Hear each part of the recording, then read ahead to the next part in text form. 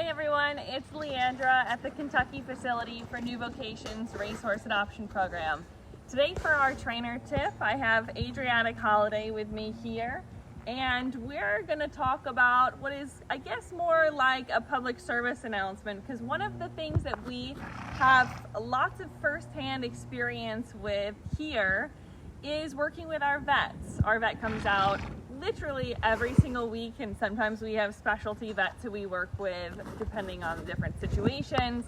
But one of the things that we notice occasionally is that we get questions, whether it be from previous adopters or people who reach out to us, and we always want to stress the importance of talking to your vet about things. So as a great example, Adrian here we had seen by the vet because she was a little bit off. She had a lameness that was evident, and it seemed like it was coming from her ankle or her foot, but she wasn't really positive to hoof testers, a little bit, but not much.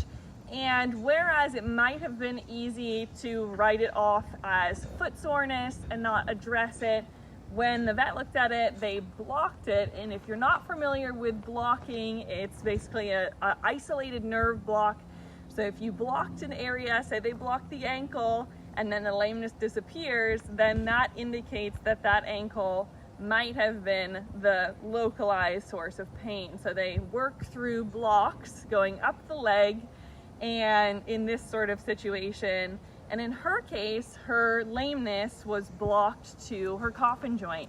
So she had a coffin joint injection, which includes the hyaluronic acid, a joint space buffer, and an anti-inflammatory, a steroid. So that helped to eliminate her lameness. So when it was blocked, it blocked to the coffin joint, and then the injection helped to eliminate her pain. Now, if you've heard of joint injections, let's also say that when we do something like that, it's not because we're trying to mask anything, or ideally it is not a situation where a horse ever requires that kind of maintenance. But it's like if you were going to, say you had golfer's elbow and you had a cortisone injection.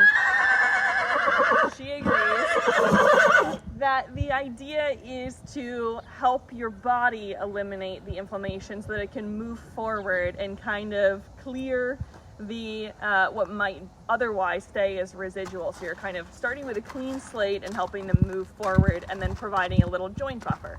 So all of that to say, it is so important to talk to your vet when you're experiencing any sort of prolonged discomfort with your horse.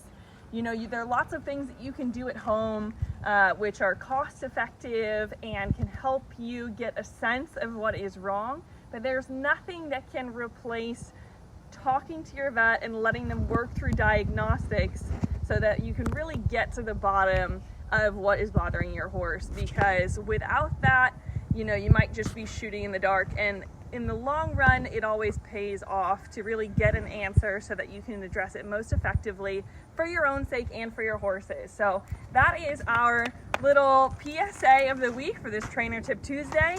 Thank you so much for joining us, and look out for Adrian in the future. She's looking really, really good now, and we hope to be able to show you a little bit more training soon. Thanks, everyone.